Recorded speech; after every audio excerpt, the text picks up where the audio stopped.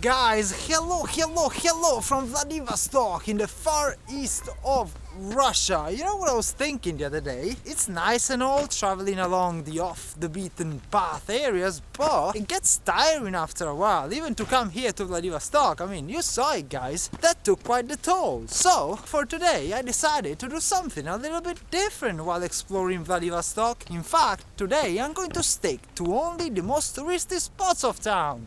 And let's see what we can find. Alright guys, let's break the ice and start off this video in the best way possible.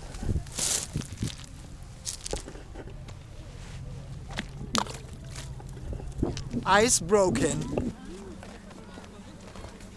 В Благовещенск, на поезде через Хабаровск, а сюда в Владивосток. Я давно мечтал смотреть Тихий океан. Японское море.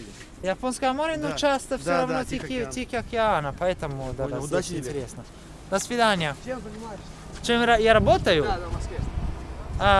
Диджитал-маркетинг. Хотите переехать в Москву? Нет, я работаю здесь, у меня в Москве часто командировки. Хорошо. По всей России. Вы были в Норильске? Норильск нет. А в Чукотке? Нет. Я в Якутске был, в Якутске тоже интересно. О, я тоже хочу в феврале. В феврале поеду, когда холодно. Холодно, но там... Да, знаю. Да, до свидания. If you're wondering how life in Vladivostok is, well, it's flipping cold. I mean, it's true that we are on the same latitude as Sochi, for example, on the other side of Russia, and probably Milan in Italy, Barcelona, or maybe a little bit northern than that, I'm not sure. But Vladivostok has got the cold winds coming from the rest of Siberia, from Yakutia especially, and that's how in winter you end up with this. It's December, it's currently minus 10 degrees, and it will get much colder than that, I promise. Hey yo, what an amazing view over the Vladivostok Bay, isn't it? Nice, really similar to the Golden Bay in San Francisco. Well, I don't think I've ever filmed in a place like this, in a promenade with so many people. Man, I feel nervous. But at the end of the day, who do you think is going to recognize me here in the far east of Russia? Miles and miles, thousands, millions of miles away from home. So one thing that I was always wondering about life in the Russian Far East is what kind of people live here? Is it Chinese? Is it people of Far Eastern Asian origin? Chinese people? Japanese people? Well, I was doing some reading on Wikipedia, as I always do before my video. I know it might look like I don't do much planning before my videos, but I do. And basically, while it's true that the percentage and proportion of Korean people and Chinese people living here is higher than in the rest of Russia, in Moscow for example, still, predominantly the population here is 90% Russian, something like 5% Ukrainian, 4% Belarusian, and then the rest is shared between Chinese, Koreans and Japanese. Cafe Asia Mix. The border with China is really ever so close to Vladivostok. It's like a 3-hour drive from the center of town, and I was reading that before the pandemic you would have daily buses taking you from Vladivostok all the way to the border, and that's how you had many people in Vladivostok going to China just for shopping trips. How cool would that be? There's some noise. Yes. Are you from Russia? Nah. You're a blogger, kind of blogger, right? Kinda, yeah. Do you have a channel? Yeah, I do. Why do you Okay. speak such a good English? I don't know, just traveling, studying. Nice, Okay. nice one. What's nice your one. name? Davide, nice to meet you. Vadim. Where are you from? Vadim. But Where are I'm you from Italy. Oh, okay. Yeah, where are you from? From here. Oh, From Vladivostok. cool. Half Korean, but I'm half Korean. You're half Korean? Yeah. So what's your channel? Yeah, sure. YouTube, right? Yeah, should I type it for you? Okay. Well, it's so interesting for me that you're like half Korean. It's usual here, you know, Chinese, There are many Korean, yeah? Korean, Japanese, So, Chinese. So I guess your family came from Korea or something? My father, yeah, from Korea. Okay, and he married a Russian woman? No, you know, there was huge transfer from Korea during the war, you know that? A Yeah. lot of Korean came to Russia, so I'm kind of native Korean here. That's cool. Do you speak Korean at all? No, just read. I Uh-huh. can read. Okay, so cool. Well, I told you there's a bit of Koreans here in town. I just found one. Or rather, half one.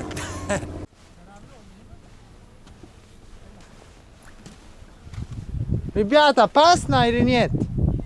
Нет? Хорошо. They say that it's not dangerous. Who am I to doubt some random Russian guys, I guess? Yeah, so basically, this is what happens when you've got storms here in the Russian Far East. You've got water all over the place, and then, as the temperatures get below zero, that's what you end up with. It looks beautiful though, doesn't it?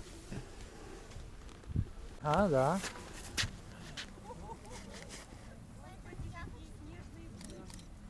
Да, спасибо вам большое. Вы откуда? Я из Италии. Ох. Да, а вы местный? Ну, практически. Я тоже здесь гость, но я из другого города. Комсомольск, может быть, слышал. О, да, я приехал сюда на поезде, я хотел поехать через Комсомольск до Ванина, а потом садиться на пароме, но просто билеты от Южно-Сахалинска до Москвы не было, и поэтому мне надо приехать сюда. Владивосток, ну, более туристический, не знаю. Да, Комсомольск было бы более приключенный, не знаю. Там суровая Россия такая, холодная, да. снегом. Ну, спасибо за фотки. Всего хорошего. Да, до свидания. Man, you guys see, I can be a normal tourist as well, just asking people to take pictures of me.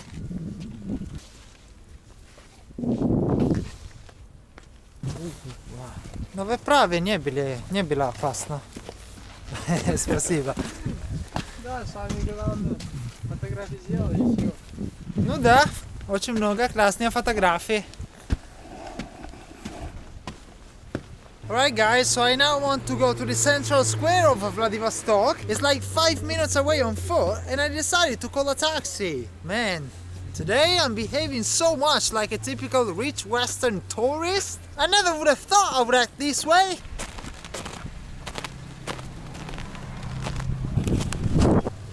Man, this guy has just stopped like kilometers away from my geolocation.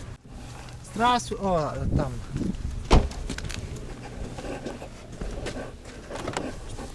Здравствуйте, простите за опоздание. Просто позиция, наверное, неправильно, не знаю. Leningradskaya, да, 27? А, это центральная площадь, да? Да. Да, тогда да. Просто самые туристические места, наверное, посмотрим. Сам откуда? Откуда я? Ага. Италия. Слышали? Знаете? А вы откуда? Узбекистан. О, далеко. Ну, даже Италия далеко.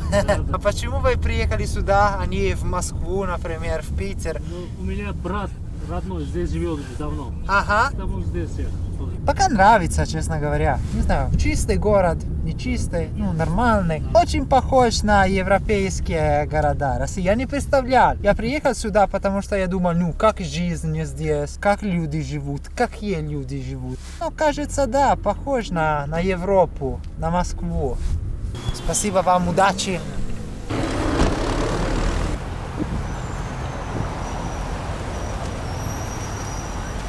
Well, this central square is very chaotic. They're building something. And the cool thing about the statues here in Vladivostok is that they don't even look Soviet at all.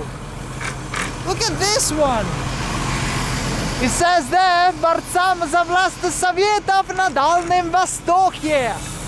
Let's fight for Soviet power in the far east of Russia.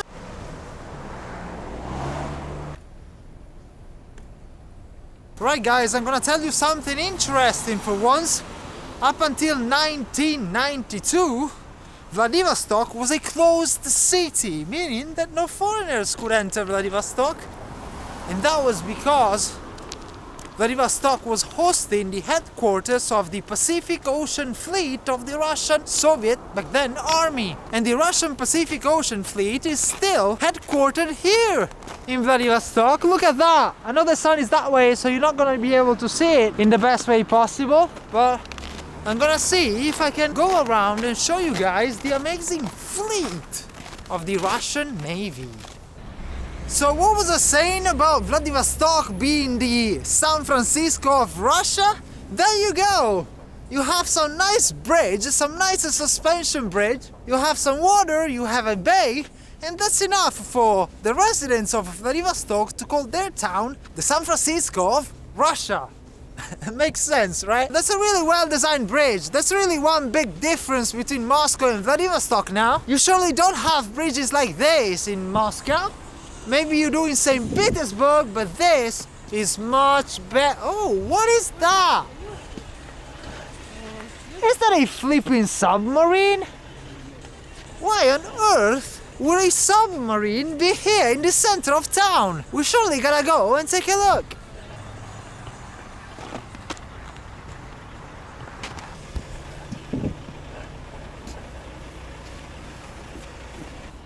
Wow, this is so flipping badass. So basically, this is the usual memorial to the soldiers and the victims of World War II. You see there, Wieczna pamięć tym, kto za rodinu na śmierć stajal.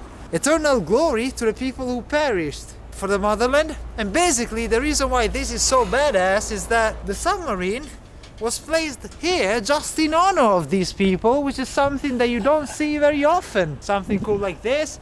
I mean, a memorial of this kind, maybe not of this size, but of this kind, is present in every single Russian city or town. But to do it in this way with a submarine, that's gangsta.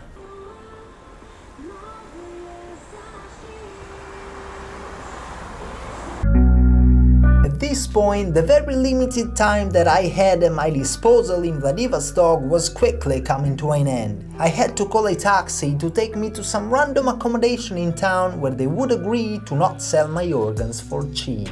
At the end of my day in Vladivostok, I had time to further reflect on my journey across half of the planet all the way to the Pacific Ocean. The sense of excitement was still incredibly fresh. The thought of having visited a place that I dreamt of seeing ever since my mom bought me a small second-hand globe as a kid was still making my blood boil. But stay tuned, because it's not over yet. Cheers, thank you, bye!